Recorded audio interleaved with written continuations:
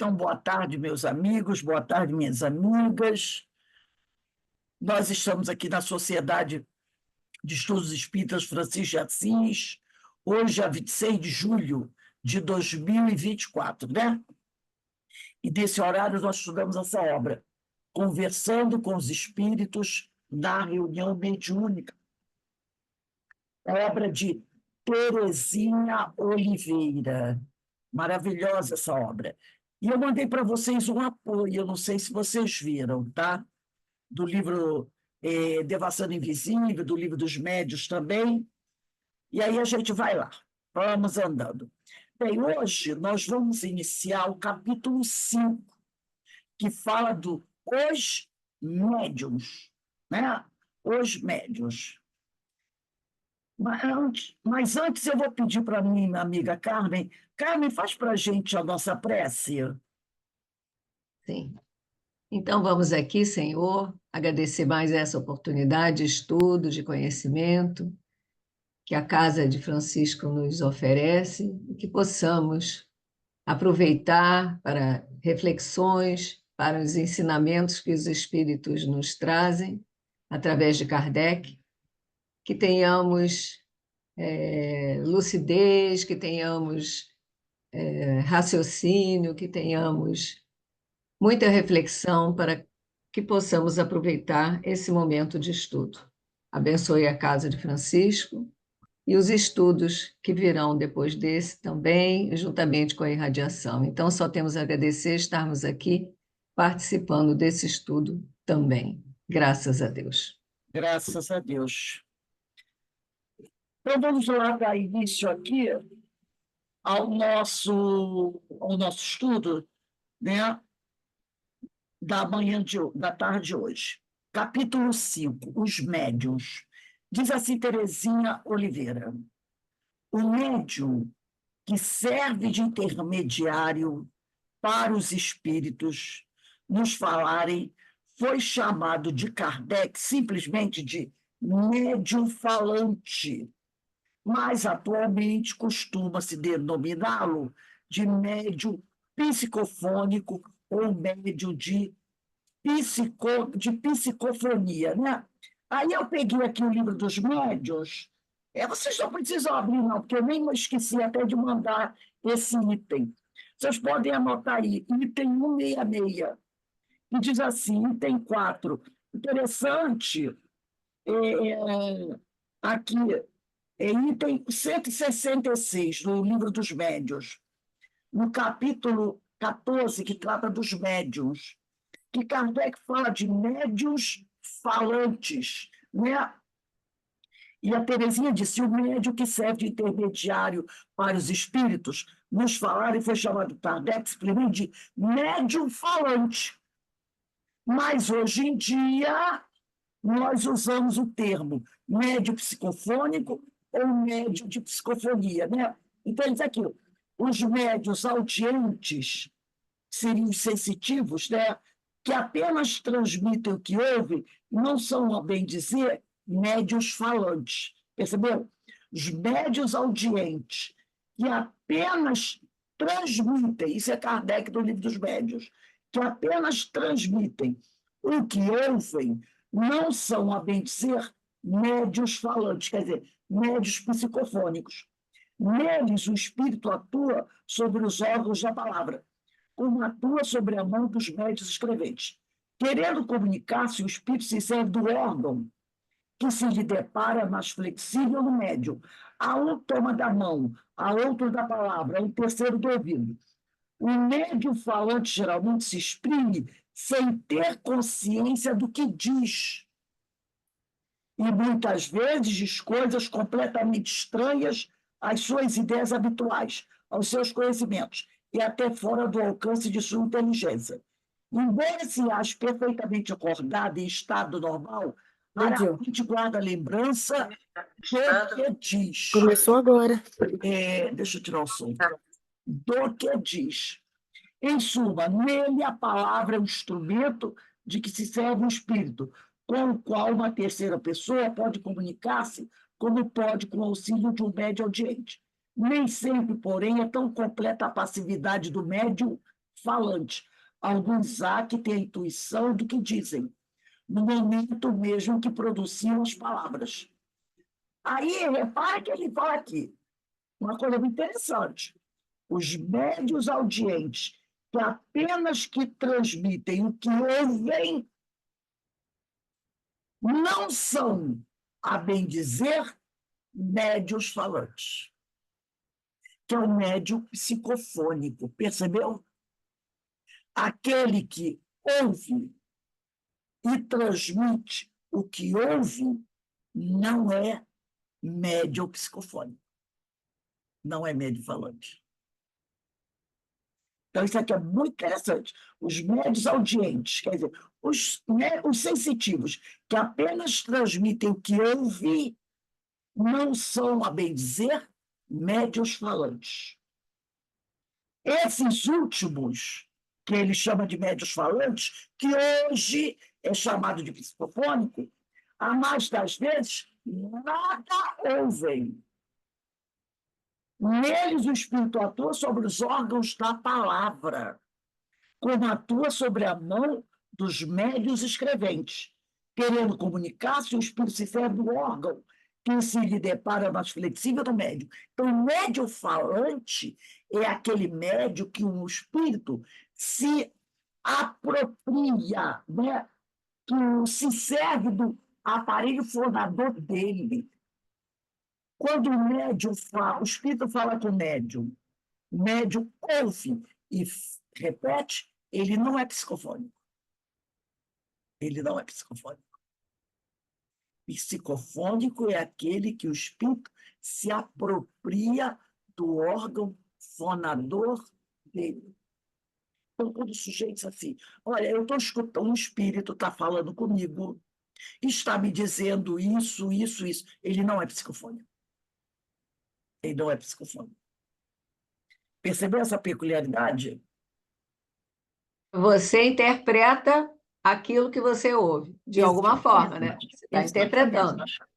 Então, só quando o espírito utiliza-se do aparelho fonador dele e fala, e ele diz aqui, ó, querendo comunicar-se, o espírito se serve do órgão, se depara mais flexível no médium. Então, o espírito se aproxima do médium e observa qual é a parte do organismo dele mais flexível. É aquele que ele vai utilizar, aquela parte que ele vai utilizar para se comunicar. Aí ele diz aqui, a um toma da mão, a outro da palavra, a um terceiro do ouvido. O médium falante geralmente se exprime sem ter consciência do que diz. E muitas vezes diz coisas completamente estranhas às suas ideias habituais, aos seus conhecimentos, e até fora do alcance de sua inteligência. Embora se ache perfeitamente acordado, estou lendo a questão 66, em estado normal, raramente guarda a lembrança do que diz. Em suma, nele, a palavra é um instrumento de que se serve o espírito, com o qual uma terceira pessoa pode comunicar-se quando pode com o auxílio de um médium audiente. Nem sempre, porém, tão completa a passividade do médium falante. Alguns há que têm a intuição do que dizem no momento mesmo que pronunciam as palavras. Alguns têm a intuição, mas não a clara ideia. Entendeu? Então, o médium que escuta e fala, ele está falando comigo, esse não é um médium psicofônico. Então, é por isso que ela diz aqui, o médium que serve de intermediário para os espíritos nos falarem foi chamado por Kardec simplesmente de médium falante. Mas, atualmente, costuma-se denominá-lo médium psicofônico ou médium de psicofonia. Então, esse é um termo que veio depois de Kardec.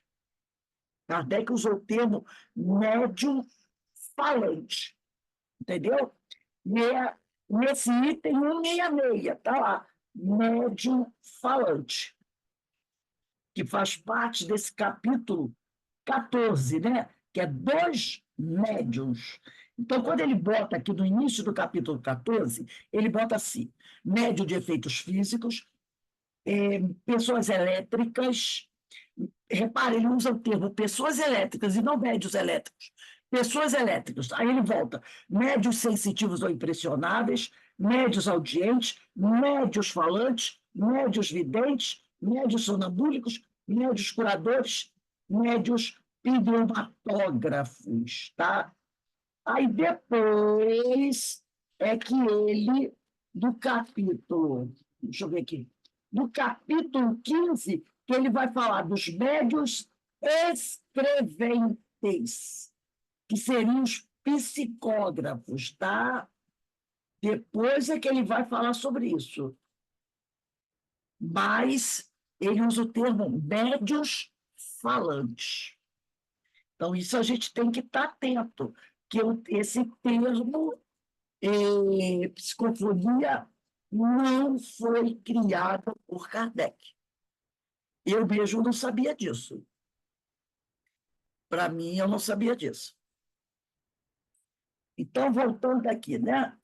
Aí ela vai dizer aqui, para que o médium consiga intermediar bem o pensamento dos espíritos, preciso oferecer, além da necessária afinidade fluídica com o comunicante, também a sintonia mental. Gente, essa aula de hoje ele vai falar muito sobre essa sintonia afinidade. Então, a gente vamos prestar bastante atenção.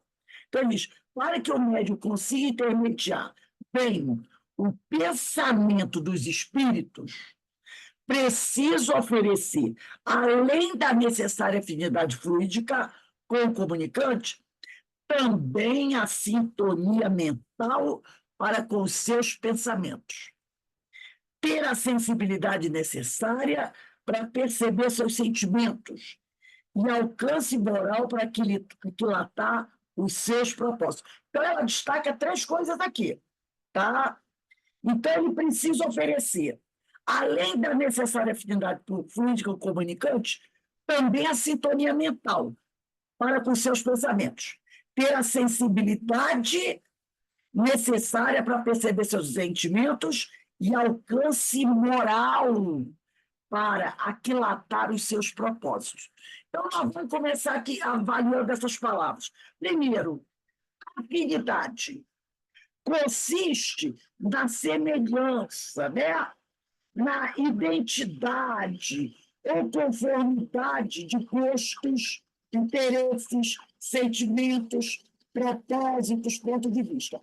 Isso aqui é afinidade. Deixa eu passar o carro, a ambulância da sirene aqui. Nossa, vocês estão ouvindo o barulho da sirene? Não, eu pensei que vocês ouviam. Por isso que eu parei. Quer dizer aqui, ó, afinidade consiste na semelhança, identidade ou conformidade de gostos.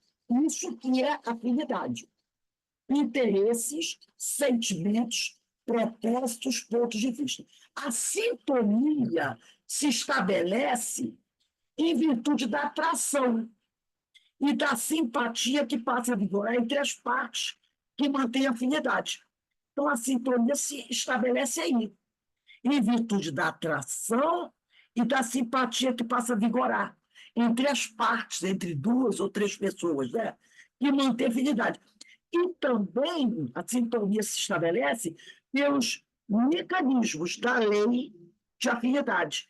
A sintonia constitui lei inderrogável, né?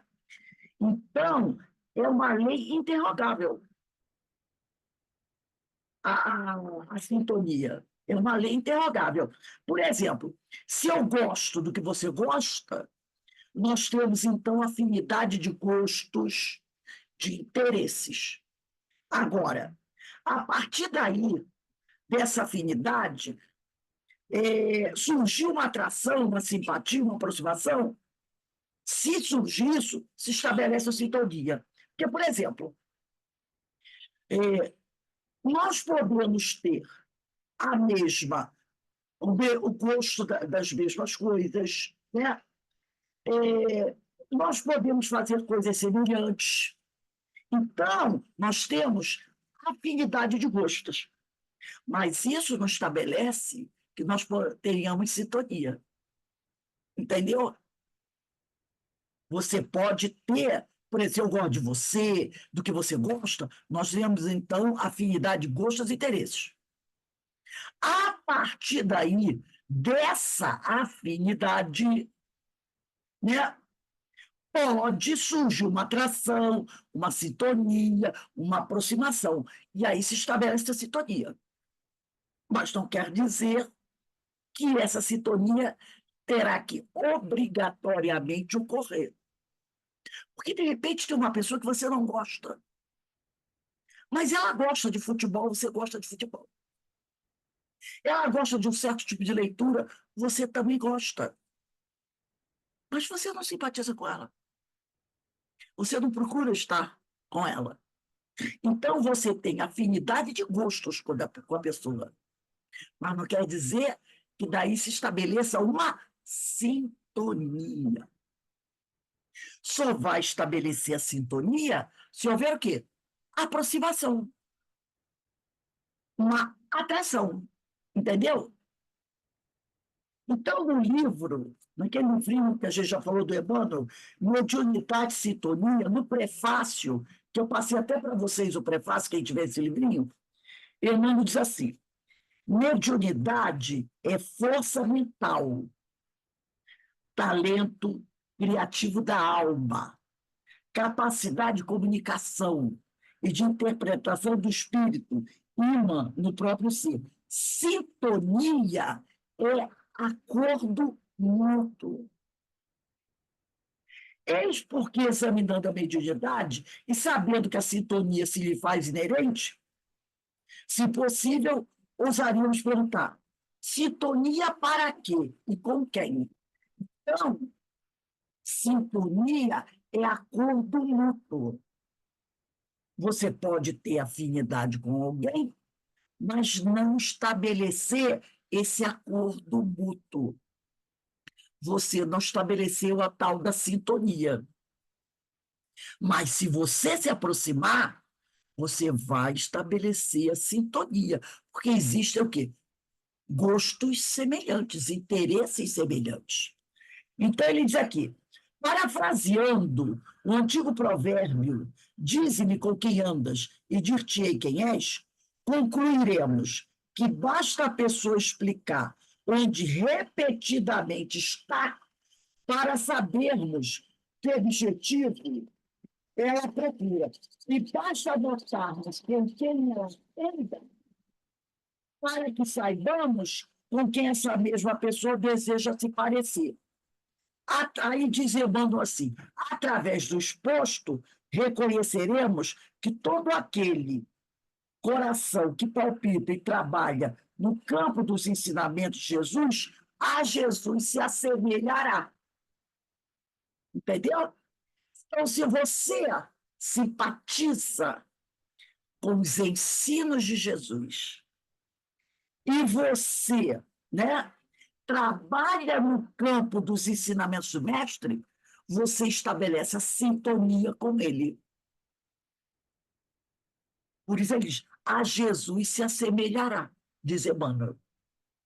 Agora, se você acha, eu acho bastante interessante tudo isso dos ensinos de Jesus, mas não procura fazer aquilo que o mestre ensinou, você não estabelece sintonia com ele.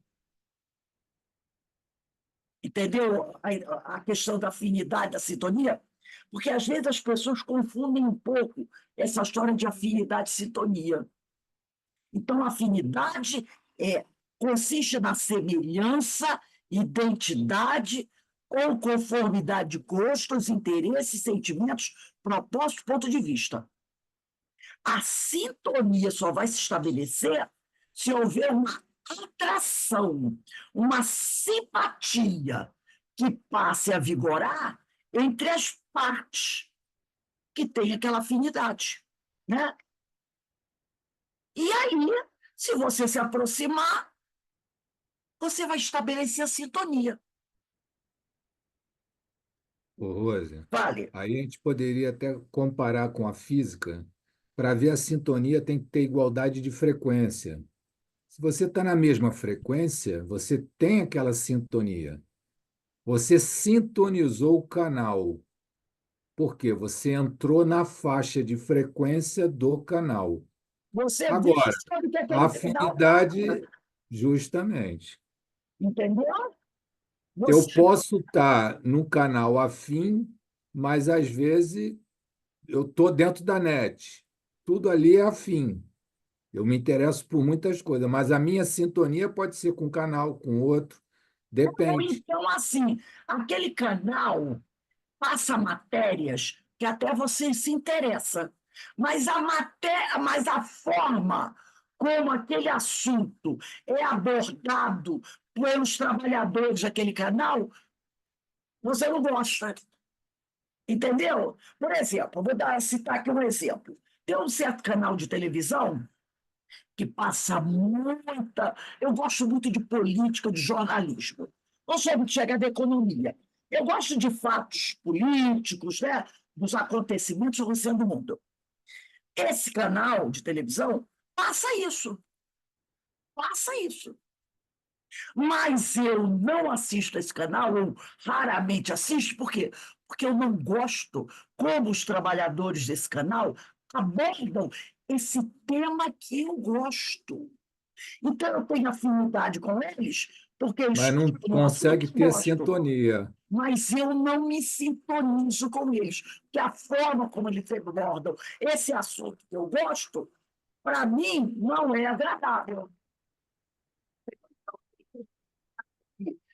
Se você tem afinidade, estabeleceu sintonia. Não. Só se houver uma aproximação. Entendeu? Então, a partir da afinidade, se surgir uma atração, uma simpatia, uma aproximação, se estabelece a sintonia. E aí, eu trouxe até aqui, tem um texto pequeno, desse livro aqui que eu achei muito interessante, desse autor, eu gosto muito desse autor, chamado Psicologia e Mediunidade, do Adenauer Novaes. Ele tem esse livro muito bom, Psicologia e Mediunidade, do Adenauer Novaes. Aí eu trouxe aqui um trecho que ele vai falar sobre isso.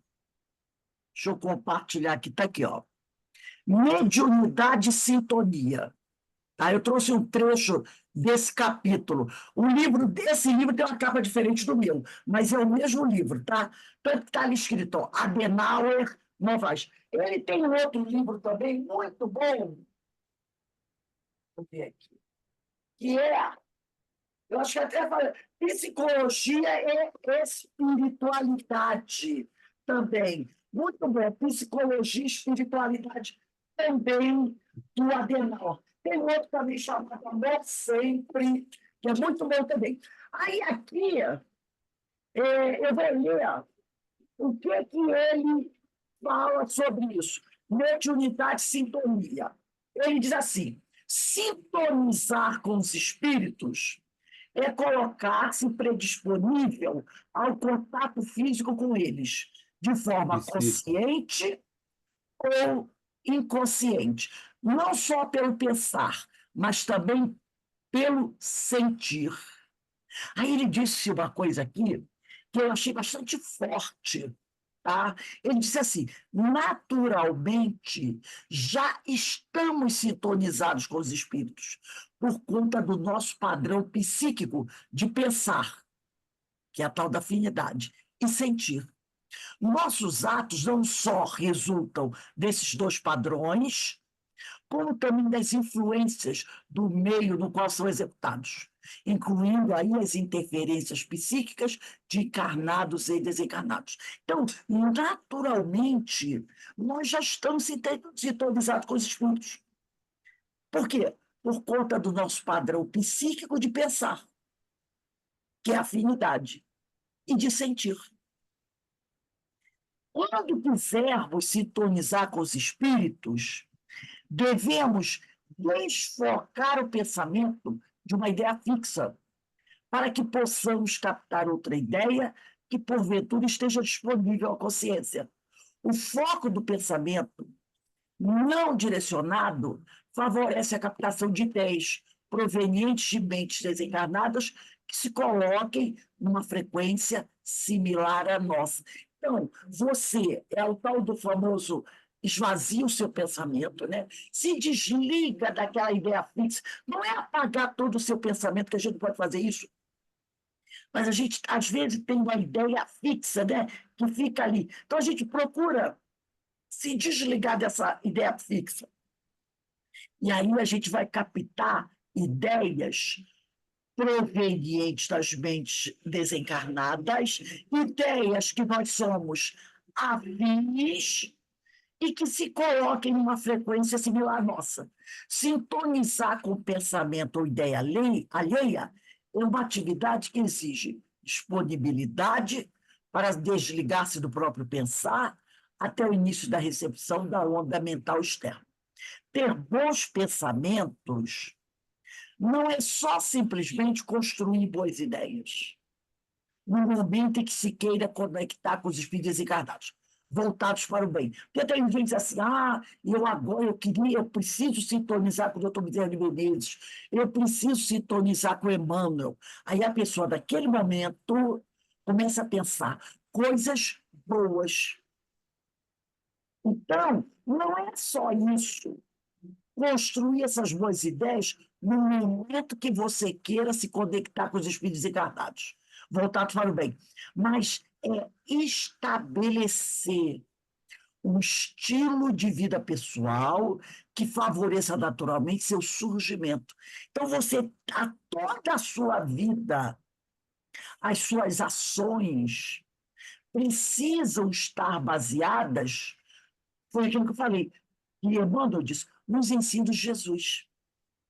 Entendeu? Porque ele deixou bem claro aqui no prefácio do livro Mediunidade e Sintonia. Reconhecemos que todo aquele coração que palpita e trabalha nos ensinamentos de Jesus, a Jesus se assemelhará. Então, a sua vida tem que estar voltada para o bem. Não só naquele momento que você vai para a reunião mediúnica. Porque se você, né, faz da sua vida uma vida do bem, sempre procurando trabalhar do bem, procurando modificar seu modo de ser, de pensar para o melhor, você vai conseguir sintonizar com os bons espíritos. Aí ele fala que bons pensamentos contribuem para a sintonia com bons espíritos. Mas não adianta ter só um bom pensamento na hora que você quer sintonizar com os espíritos.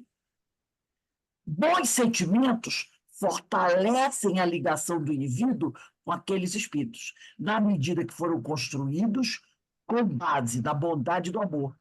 A amorosidade da pessoa é uma das formas mais seguras de construir sentimentos superiores. Aí ele diz uma coisa assim, muito interessante aqui, olha aqui, ó.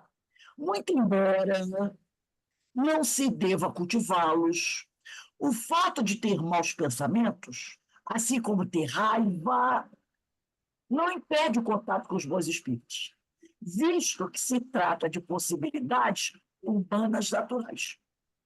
Então, de vez em quando, a gente tem raiva. A gente tem raiva. Né? A gente tem um pensamento negativo. Mas isso não significa que você está afastado dos bons espíritos.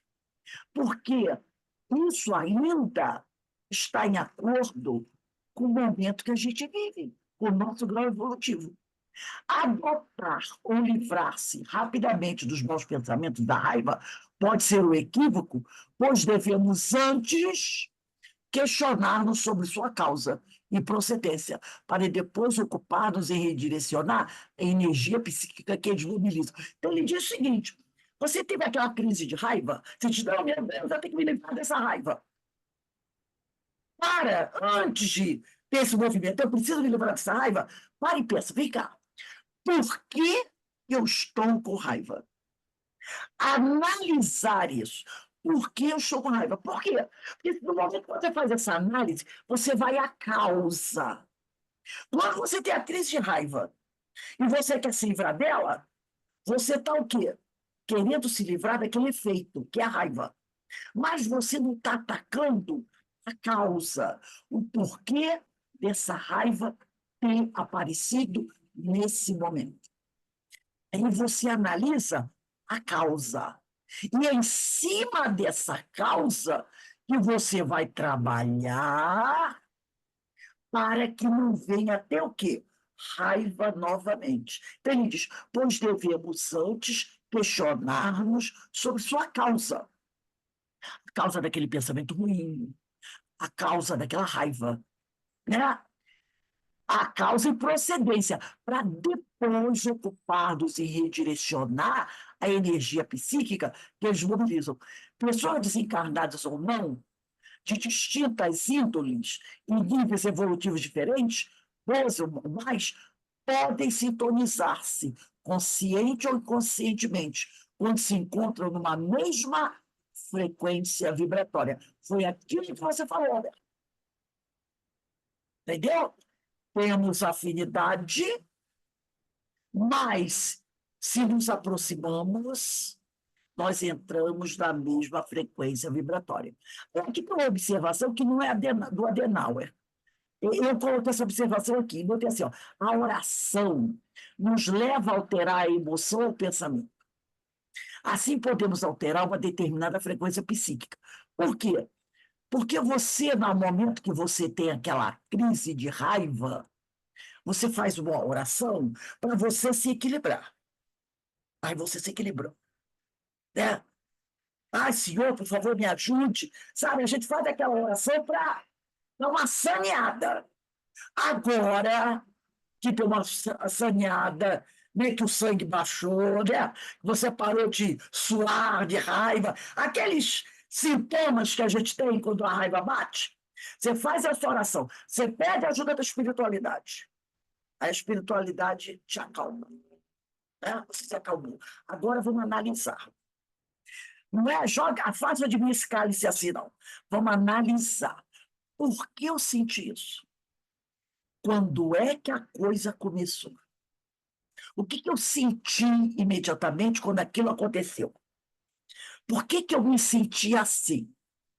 Ah, eu me senti preterida, eu me senti ofendida, eu me senti enganada. Aí você começa a analisar isso. Começa a analisar isso. E você vai ver o quê? Que muitas dessas coisas você não tem razão. Por exemplo, né? Eu me senti ofendida. Por quê? Por que você se sentiu ofendida? Por causa do orgulho. Por causa do orgulho. Quando perguntaram, não sei se foi para Gandhi, ou não foi para Gandhi, não, foi para um outro mestre indiano, né? Que ficou preso lá no Tibete quando os chineses invadiram o Tibete e torturaram, mataram muito daqueles mestres indianos, né? Gandhi fugiu, Gandhi era bem jovem. Gandhi fugiu pelas montanhas, mas alguns ficaram, né? Passado mais de 20 anos, né? Não sei se foi Gandhi que voltou, encontrou um desses amigos, ou um outro que voltou, que tinha ido embora, encontrou um desses amigos muito alquebrado, né, pela vida, e perguntaram para ele, qual foi o momento mais difícil para você, de tudo isso que você vivenciou? Ele falou, foi o esforço que eu fiz para não odiá-los. Eu acho que foi Dalai Lama. Não, o Dalai Lama, ele saiu, ele fugiu do Tibete. Então, quando a China invadiu Ele o fugiu, Tibete, ele tem até um filme que conta a ele história não, dele. depois não perguntaram a ele, ele não respondeu isso, Não, não. isso é uma outra pergunta que fizeram, Ah, acho que fizeram para Gandhi. Para Gandhi, tá, perguntaram para Gandhi, tá. Gandhi, se você se sentiu ofendido quando aconteceu tudo aquilo, né, daquela revolução lá na Índia? Ele falou, não, não me senti magoado, não me senti nada. Por que eu me senti ofendido? Por que eu me senti ofendido? Então, se você pensa o seguinte, Eu não sou um ser especial. Eu não sou ser especial. Então, por que eu vou me sentir ofendido? Olha para Jesus. Ele se sentiu ofendido alguma vez? Não, porque se sentir ofendido é prova de orgulho. Eles fizeram isso comigo. Então você, ó, eles fizeram isso comigo. Como é que pode fazer isso comigo?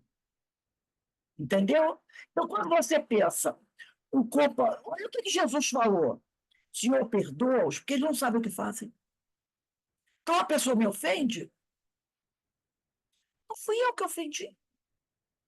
E se ele ofende, é porque ele não sabe que não deve ofender.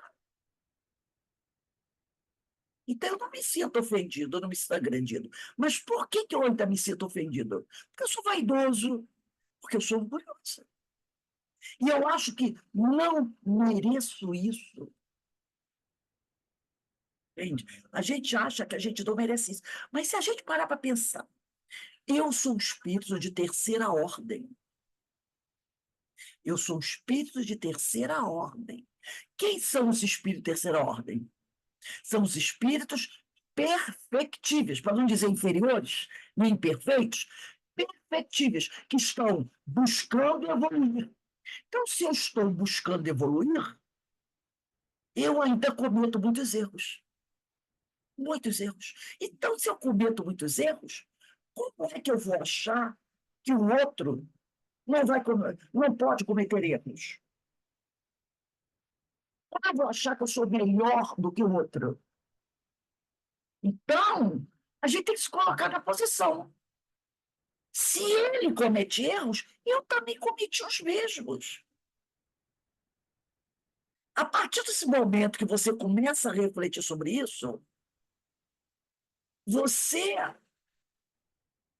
deixa de estabelecer a sintonia com esses espíritos, né? Que ainda são inferiores. Então, você pode ter afinidade de interesses com alguém, mas a partir daí estabelecer sintonia com eles, vai uma certa distância. Vai uma certa distância. Agora, você vai buscar, se você busca aproximar-se deles, aí sim você estabelece a sintonia. E se isso é uma coisa que eles não fazem coisas muito boas, você está com problema. Você está com problema. Agora, também a sintonia se estabelece o quê? Para o bem, não é? Para o bem. Então, quando a gente tem que estar sempre fazendo o quê? Um esforço para se afinizar com os ensinos de Jesus, mas não é apenas se afinizar, é procurar colocar em prática isso. A partir do momento que você coloca isso em prática, aí você sintoniza com o mestre. E o Wagner ontem falou sobre isso. Ele falou sobre isso. Né? Ah, você tem conhecimento, você estuda isso. E o que você faz com isso? Foi o que o Emmanuel deixou bem claro aqui para gente. Todo aquele coração que palpita e trabalha no campo do santo, que palpita e trabalha. O palpita é o afinizar, mas que trabalha é a sintonia, que trabalha no campo dos ensinamentos de Jesus, a Jesus se assemelhará. Aí está a sintonia. Então, se você segue, estuda, né? Olha aí, ó, Primícias do Reino, o Evangelho segundo o Espiritismo, quarta-feira da Carmen, Primícia do Reino, quinta com a Denise. Vamos começar aí o Sermão da Montanha. Estamos fazendo o quê? Procurando estabelecer afinidade com Jesus. Estabelece seus ensinos. A partir daí, pode haver o quê? Uma atração. E você começar a trabalhar tudo aquilo seguindo o exemplo de Jesus, como Jesus trabalhava. Trabalhava, colocava em prática. Aí você estabelece a sintonia com o mestre. Vamos voltar aqui da Terezinha Oliveira? Ela diz aqui, ó, o terceiro parágrafo do capítulo 5. Tais condições não se improvisam, mas se adquirem pelo estudo doutrinário. Quando ela diz aqui no parágrafo anterior, para que o médium consiga intermediar bem o pensamento dos espíritos, precisa oferecer, além da necessária afinidade fluídica com o comunicante, também a sintonia mental para com seus pensamentos, ter a sensibilidade necessária para perceber seus sentimentos e alcance moral para que ele faça seus propósitos. Tais condições não se improvisam, mas se adquirem pelo estudo doutrinário, pelo cultivo do intelecto, pelo aprimoramento da conduta dos padrões do Evangelho, pelo exercício da atenção e interesse para com os semelhantes. Então, ó, é trabalho. É assim que você vai estabelecer tudo isso. É trabalhando, é exercitando. Daí a necessidade de se prepararem os candidatos ao amor mediúnico conforme orienta a doutrina espírita, antes que possamos colocá-los no serviço do intercâmbio. E nisso se empenham as casas espíritas bem orientadas, seguindo instruções práticas, como vemos a seguir. Então, é necessário preparar o trabalhador nessas bases, verificar a afinidade, estabelecer a sintonia, antes que ele ocupe, né, esse cargo. Vamos pegar aqui o Livro dos Médiuns, como eu pedi aí para vocês, no item 223, na sétima pergunta. 223, sétima pergunta.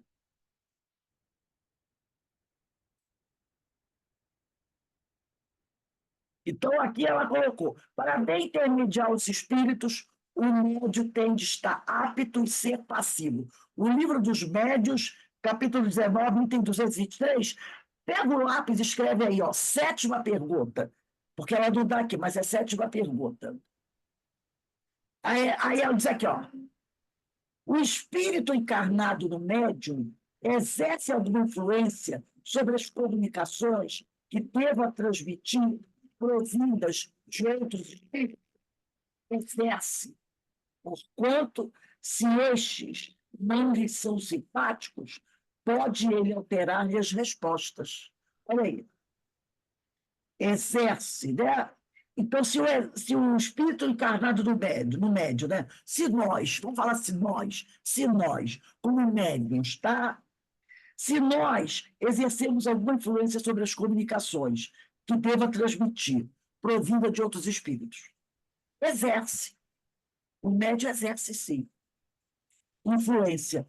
Porquanto, se estes, os desencarnados, não lhes são simpáticos, pode ele alterar-lhes as respostas e assimilá-la às suas próprias ideias e a seus pendores. Ele pode adulterar a mensagem, entendeu? Ele pode adulterar a mensagem. Se ele não tem simpatia pelo espírito, pela mensagem do espírito. Então, Kardec está dizendo Ô, aqui. Rose, Oi. essa alteração, consciente ou inconsciente? Olha, eu acredito que seja bem consciente. Né? Para Bem poder ter um senso consciente. crítico, né? Não é? Ele está olhando, de repente, aquela mensagem do interessante. Ele pode alterar. Então, ele diz E aqui, pode também colocar na mensagem da sua ideologia, o seu pensamento. pode, tudo isso pode. A gente vê isso, gente, hoje. Veja o espírito manda uma mensagem, né? Porque eu penso o seguinte: espírito elevado não trata de questões políticas. que são coisas nossas, daqui Como diz no popular, isso é papo de terra. entendeu? É o que Jesus falou, meu reino não é deste mundo. Mas você vê, às vezes, assim, mensagem psicográfica do espírito X, falando a favor de um candidato, de outro candidato, de uma ideologia. Você já nunca viu essas mensagens psicográficas? Porque o doutor Bezerra falou isso, aquilo outro. Pode operar. Desde quando o espírito vai se incomodar? Quem é prefeito de uma cidade ou da outra? Quem é governador? São cargos transitórios, são coisas nossas. São coisas nossas. Entendeu? E a gente vê isso. Que o doutor Bezerra falou sobre o candidato ABCDE. Então, Kardec coloca aqui. Se o que aquele espírito está dizendo não é simpático a ele, não tem interesse dele, ele pode ser aqui, ele pode alterar. Entendeu? Vou colocar aqui uma coisinha a mais, um colorido a mais, e trazer, de repente, se ele está lendo uma mensagem ideológica. Aí ele diz aqui, e assimilá-las às suas próprias ideias e a seus pendores. Não influencia, porém, os próprios espíritos, autores das respostas. Constitui-se apenas em mau intérprete. Ele não influencia o espírito, mas ele adultera a mensagem. E aí depois, a Terezinha Oliveira, ela vai continuar aqui com a 8ª pergunta. A gente vai continuar no Livro dos Médiuns, que ela vai trazer a 8ª pergunta também. 8ª, será essa a causa da preferência dos espíritos por certos médiuns? Aí os espíritos dizem, não há outra razão. A mesma coisa que está aqui, está no livro Conversando com os Espíritos, mas eu gosto de ler sempre no Pentateuco, tá? Não há outra causa. Os espíritos procuram o intérprete que mais simpatize com eles e que lhes exprima com mais exatidão os pensamentos. Gente, às vezes você vê livros espíritas aí que são um escândalo. O que lembra do beletrista Ivone Pereira? Ele queria que a Ivone psicografasse a história de amor, a história triste de amor que ele teve. Aí ela, quando ouviu o depoimento dele, até disse assim, eu vou falar com os amigos espirituais. Ela não deu uma resposta negativa para ele logo. Ela disse que ia pensar. Aí, o que ela fez? Começou a interrogar os espíritos. Eu devo permitir ou eu devo receber a mensagem deles? Resposta, qual é que foi? Sem resposta. Eles não respondiam. Por quê? Porque eles disseram depois para ela, a gente já sabia que você sabia, que você sabia a resposta. Então, nós, tipo assim, nós te ensinamos tanto, quando chega a hora da prova, a gente não tinha que falar nada para você. Você sabia qual a resposta dá para ele. E ela ficou aguardando eles responderem. Charles, doutor Bezerra, e silêncio total. Aí, ela ligou a chave. Se eles não responderam, ela já tinha aquilo no íntimo. Mas como ela gostava do beletrista, ela resolveu dar arriscada, entendeu? Mas ela já sabia a resposta. Aí ela voltou, ele voltou a falar com ela. E lembra como ele fazia? Ele, né, senhorita, né? Ele a cercava de lisonjas para massagear o ego dela. Ela volta para ele e diz, olha, eu não vou poder fazer isso, porque o objetivo de uma obra espírita é educação, esclarecimento, consolo. E eu não vejo na sua história nada que leve a isso. Porque a sua história é como milhões de outras histórias de tragédias românticas. Não é? Aí ela disse assim: por que você não procura um escritor que nem seja espírita? Um escritor qualquer, assim, bom escritor, é claro, que goste de publicar esses romances, não é? E porque ela lembrou que quando ela era adolescente, lembra que nós estudamos isso? Quando ela tinha seus 14, 15 anos, ela foi psicógrafa de Roberto, que escreveu através dela romances. Água com açúcar, aqueles romances, que ela até publicou. Mas depois eles chamaram a atenção dela. Para com isso. Essas histórias são. Como tem inúmeras outras aí, né? Esses romances por aí são publicados, Ana Karenina e outros mais, de tragédias, né? Que, o Romeu e Julieta, aquela coisa toda. Mas, do ponto de vista doutrinário, o que é que essas histórias oferecem? Nada. Então, eu disse para ele: eu não posso, porque o objetivo de uma obra espírita é consolar, esclarecer, educar. Eu não vejo da sua história nada que possa levar a isso. É mais uma história de tragédia amorosa, né? Quase que ela falou, igual a minha, de tragédia amorosa. E ele ficou chateado com ela.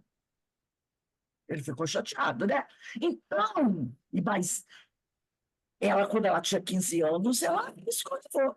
Mas agora, aos 40, quando o beletrista chega, ela já conhece a resposta. Então, os espíritos, eles procuram o intérprete que mais simpatize com eles e que lhes exprima com mais exatidão os pensamentos. Você acha que o espírito leviano, ou um espírito que gostasse. Como é que era o nome mesmo que ela chamava essas obras que não eram doutrinárias? Histórias. Ela até cita o nome, que eu achei até interessante, quando ela chama, quando não são essas histórias é, religiosas, doutrinárias. Ela dá um nome que eu achei muito interessante. Né? Deixa eu ver se eu acho aqui. Quando ela fala que são histórias, tipo histórias montanas, mas ela usa uma expressão muito interessante, literatura profana. Literatura profana. Quer dizer, não é criticando a história, mas seria literatura profana que não é doutrinária. Tá? Então, vocês acham que um espírito como que cria essa literatura profana, que podem ser histórias maravilhosas, né? Quem conhece Guerra e Paz, maravilhosa história, né? Aquela outra que eu acho, aquela russa, Os Miseráveis, Doutor Zhivago. Eu, quando fiquei tão apaixonado, eu fui ler o livro, que é um espetáculo. Será que um autor desse iria se aproximar do Chico Xavier, ou de um Bezerra de um Divaldo Pereira Franco, né, para pedir para ele psicografar uma obra dessa? Por mais maravilhosa? Não, claro que não. Por quê? Porque o Chico, o Divaldo, uma Dona Ivone, são médiuns que não têm não vão estabelecer sintonia com eles. Pode ter uma afinidade, não é? Nossa, ele gosta de escrever coisas bonitas, não é? Afinal, Chico não psicografou Paulo Estevam? Histórias, grandes histórias, né? Então, são grandes histórias. Aquela do... Oh, meu Deus, esqueci o nome agora. Não sei o que lá, em Senzala, esqueci o nome agora da obra. Maravilhosa, né? Então, obras essa de Queiroz, não são obras maravilhosas, Fernando Pessoa. Então, essa literatura bonita tem afinidade, mas não estabelece a sintonia. Porque não tem os mesmos interesses. A afinidade, por quê? Gosta de coisa bonita. É Casa Grande, Casa Senzala? Grande e Senzala é uma belíssima obra, né? As obras de Machado de Assis, belíssimas obras. Mas isso é afinidade. O psicografar belíssimas obras. Mas não tem o quê? Sintonia. Sintonia. Até Então, porque, né, Rose, você entra escolher uma pessoa que fala exatamente aquilo que você falou, que é fiel àquilo que você falou, e aquele que muda um pouco e bota a pode sua própria, você mudar. vai, claro que você vai escolher aquele que é Exatamente. fiel, né? Então, prega, a afinidade seria: gostamos de boas obras, de boa literatura, mas não tem sintonia, porque os nossos interesses não são os mesmos. Entendeu? Então, o interesse de um Machado de Assis, de um Essa de Queiroz, não era o mesmo interesse de um Bezerra de Menezes. Machado de Assis e Bezerra foram contemporâneos, né? Mas não se estabelece o mesmo interesse. É como eu falei com o Alberto no início. Você pode gostar de futebol e o fulano dali também, mas você pode não ter. Não tenho amizade com aquele sujeito, não gosto muito dele. Mas eu gosto da mesma coisa que ele gosta. Isso é afinidade. Mas não se estabeleceu a sintonia, porque não houve uma aproximação. Então, os espíritos, eles não vão batalhar em cima de um médium para mudar o interesse dele, a não ser que seja uma fascinação. Quando ele pode, com facilidade, escolher médios que simpatizem com eles. Então, está aqui. Os espíritos procuram intérpretes que mais simpatizem com eles e que lhes exprima com mais exatidão os pensamentos, não havendo entre eles simpatia. O espírito do médium é um antagonista que oferece certa resistência e se torna um intérprete de má qualidade e muitas vezes infiel. É o que se dá entre vós quando a opinião de um sábio é transmitida por intermédio de um estonteado ou de uma pessoa de má fé. O espírito manda uma bela mensagem e a pessoa adultera a mensagem dele, colocando suas ideologias. E aí, quando a pessoa lê e diz assim: nossa, que doutor Bezerra falou isso. Na última eleição para presidente, tinha uma mensagem aí de doutor Bezerra, apontando qual era o melhor candidato para a gente escolher para eleger presidente. Meu Deus do céu, isso é coisa nossa. Os espíritos não vão trabalhar com isso. Jesus falou: meu reino não é neste mundo, isso é de vocês. Inclusive, é uma coisa muito temporária, né? Um presente entra, é caçado, outro sai, outro morre. Isso é coisa de vocês. Isso é coisa de vocês. Não tem nada a ver conosco. Vamos voltar agora para a Ivone. Aí ela diz aqui, né, quando ele fala aqui, falando sobre Terezinha, isso, fala, Denise. Terezinha. Foi Terezinha, né? É.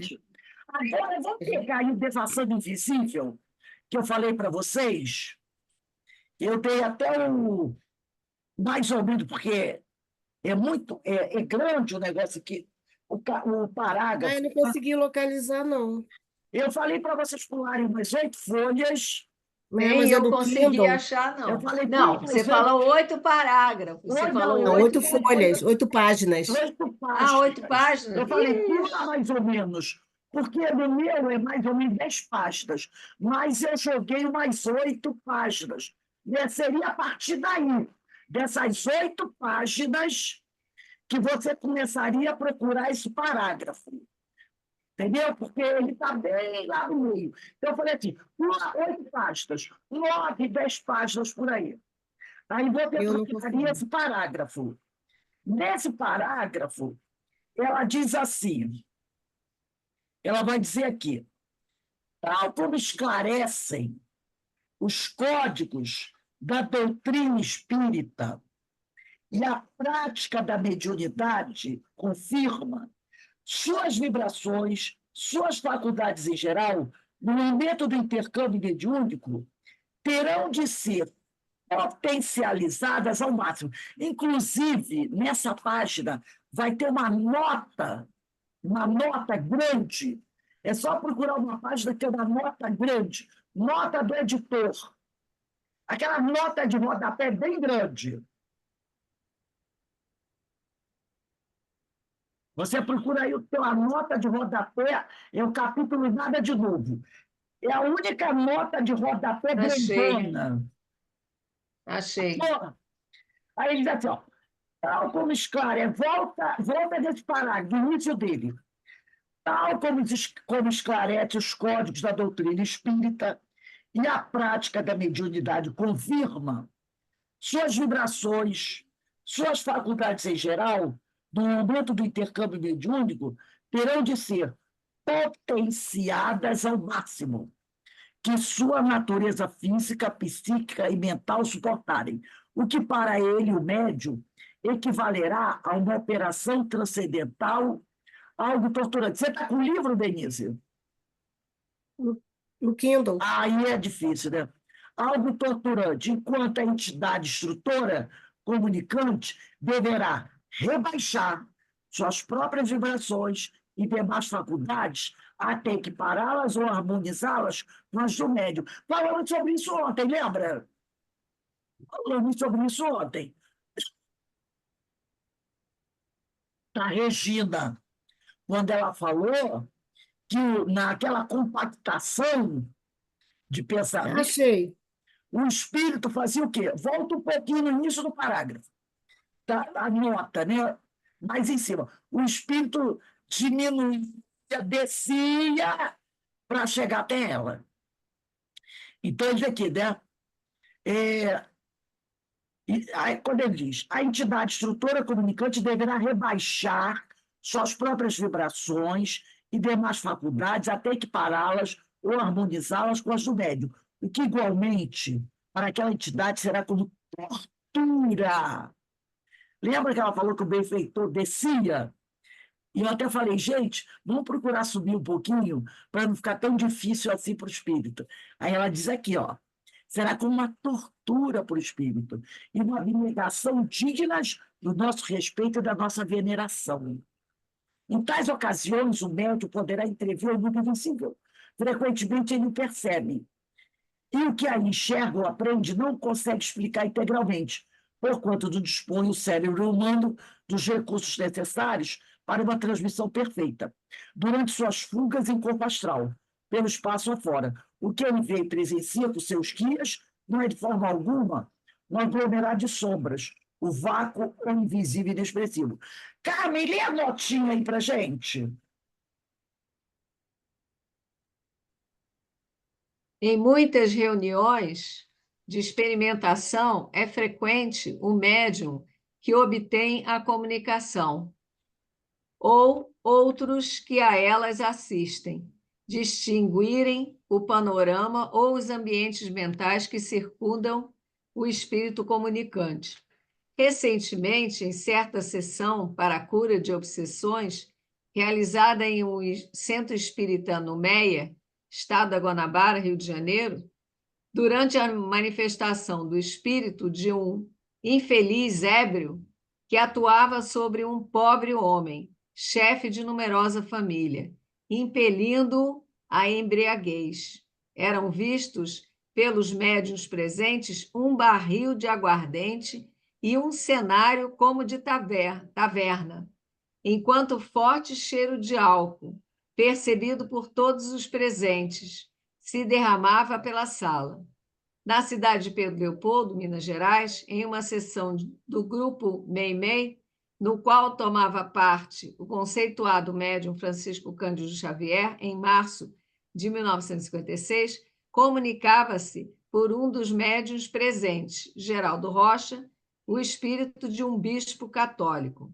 Essa entidade não só se deixou ver por várias das pessoas presentes, envergando trajes sacerdotais, como também o ambiente em que vivia, como desencarnado, um belíssimo recanto de catedral, com os vitrais fluindo luzes multicores de grande efeito. Então, ela mostra aqui, né, que a prática da mediunidade confirma suas vibrações, suas faculdades geral. No momento do intercâmbio mediúnico, isso terão de ser potenciadas ao máximo que sua natureza física, psíquica e mental suportarem, o que para ele equivalerá a uma operação transcendental ou torturante. Então, tem que haver uma ligação desse espírito com esse médium, para que realmente você possa ter a fidelidade na comunicação, né? Tem que haver esse preparo, né? E o médium, o espírito, vai procurar o médium que mais simpatize com ele e que lhes exprima com mais exatidão os pensamentos, para que o trabalho realmente possa ser feito. Caso contrário, o trabalho pode sair adulterado ou sair imperfeito. Uma vez eu vi um depoimento, né? É uma mensagem que foi dita, muita gente ficou assim, com o nariz meio torto, né? Mas eu entendo agora, do Leon Denis. Vocês já repararam que Leon Denis não manda mensagens? Não tem livros? Psicografia do Espírito do Leon Denis? Se tiver, eu sei que tem uns por aí, mas não é nada confiável. Não é nada confiável. No próprio Centro Espírita Leon Denis, pouquíssimas, raríssimas vezes, Leon Denis deu uma mensagem. Raríssimas vezes. Quem chegou a dar mensagem dele psicografada foi Ivone Pereira, lá no início.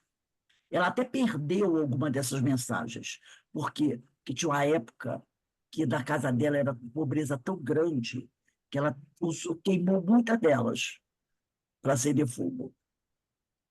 E também não tinha papel, né? Então era o tal de escreve, apaga, escreve, apaga, escreve, apaga.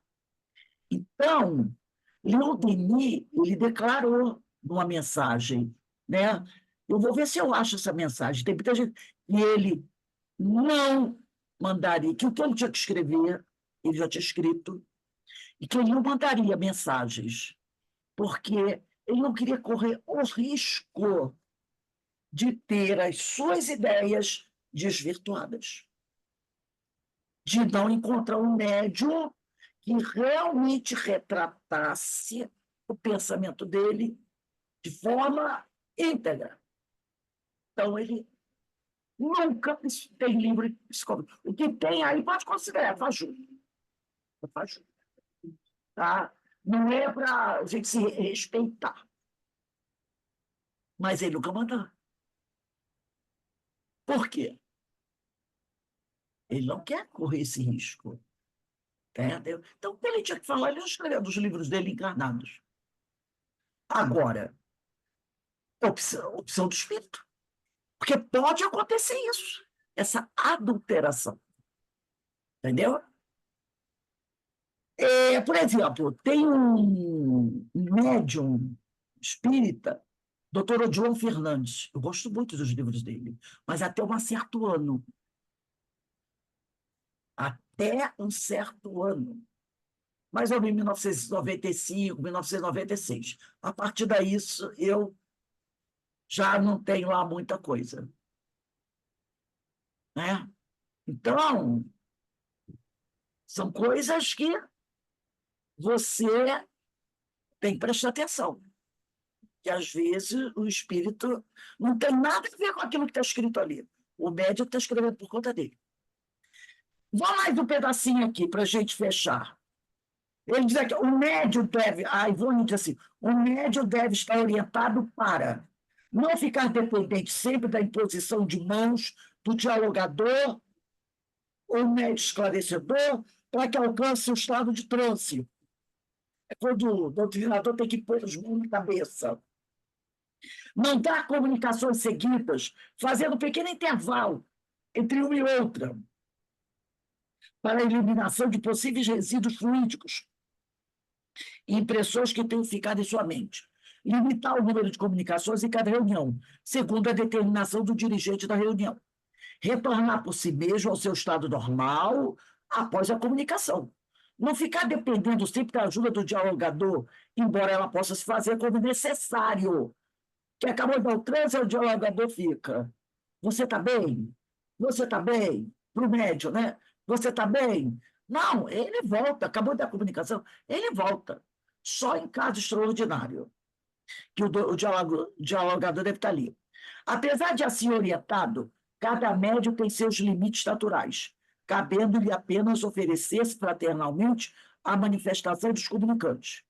Em tudo quanto é e de quanto dispõe, sem intuito outro que não de servir, segundo os desígnios divinos para o progresso da humanidade e o seu próprio, sem nada cobrar, dando de graça o que de graça recebeu. Utilizando-se dele, de sua passividade mediúnica, os espíritos mais experientes retirarão de sua faculdade os melhores efeitos possíveis. Os menos capazes se manifestarão como souberem e puderem, usufruindo assim do intercâmbio abençoado.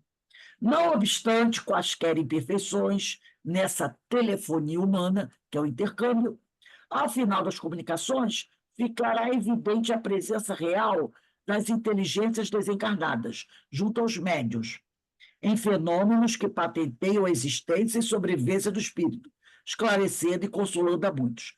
Comprovada será também a conservação da individualidade de cada comunicante, de seu patrimônio intelectual e de sua afetividade. E se verá que no além, sem qualquer condenação eterna, o espírito poderá retomar a marcha incessante do progresso, rumando a conquista da sua perfeição intelecto-moral, avançando, consequentemente, na senda em que consolidará a sua verdadeira felicidade. Então, nessa prática mediúnica, fica com certeza patenteado a existência do espírito. Tranquilamente fica patenteada a existência do espírito, né? E também a individualidade de cada comunicante.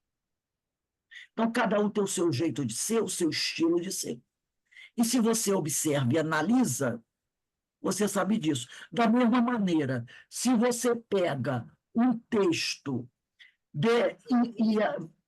qualquer que seja, né? Você já pode ter certeza se aquele texto é mesmo do doutor Bezerra ou não.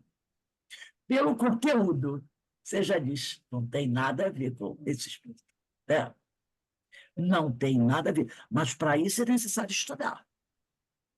Estudar isso que Kardec está dizendo, que a Teresinha está dizendo, e que outros espíritos estão dizendo. Aí você pode ter certeza se aquela mensagem é boa ou não é boa. Tá? Ou então até a mensagem vem escrita, né, por espírito, assim, você diz, não pode ser aquele espírito. Mas, ao mesmo tempo, eu não tenho nada que condenar nessa mensagem. Porque talvez não seja aquele espírito, mas pode ser enviado por aquele espírito. Né? Que envia a mensagem através de outro. O importante não é saber quem está assinando, é analisar o conteúdo à luz da doutrina. Analisou o conteúdo, viu que é um conteúdo de bom senso, não tem problema nenhum. Duvidou? Rejeita. Mesmo que seja uma verdade que você não compreendeu. Mas, como dizem, né? É melhor você rejeitar uma verdade do que aceitar uma mentira. E o que é verdade, volta. E para você não tem problema nenhum, porque os espíritos recomendam isso, né? A análise das comunicações. Então, gente, dia 2/8, bota a data aí, nós vamos estudar o dialogador e o grupo mediúnico, tá? Eu acho bastante interessante esse trabalho aqui da Terezinha, né? Antes dela começar a trazer as comunicações, ela está fazendo, né? Trazendo para a gente uma série de informações, fazendo a ligação com vários outros autores, para quando a gente começar a estudar, a gente não tenha assim nenhuma dificuldade, né? A gente esteja sabendo bem do que está tratando. Bem, vamos dar uma paradinha agora, né? 15 minutinhos, a gente está de volta para o estudo do Livro dos Médiuns, tá bom? Agradecendo sempre a Deus, a Jesus, a oportunidade que o Pai nos oferece de estarmos aqui refletindo sobre esses assuntos tão importantes para todos nós, como essa questão que falamos hoje, né? Da afinidade, sintonia, que a gente tem que estar muito atento, né? Para evitar fazer sintonia com as coisas que não devem, porque às vezes a gente faz, né? E outra coisa que eu achei muito importante foi o que o Adenauer falou. Quando você tiver um momento de raiva, um momento de aborrecimento, não cancela logo aquilo, não. Analisa como é que aquilo nasceu, a causa. E aí Pode trabalha repetir essa para mim causa. qual é o livro do Adenauer? O livro do Adenauer é Psicologia e Mediunidade. O capítulo foi Mediunidade e Sintonia.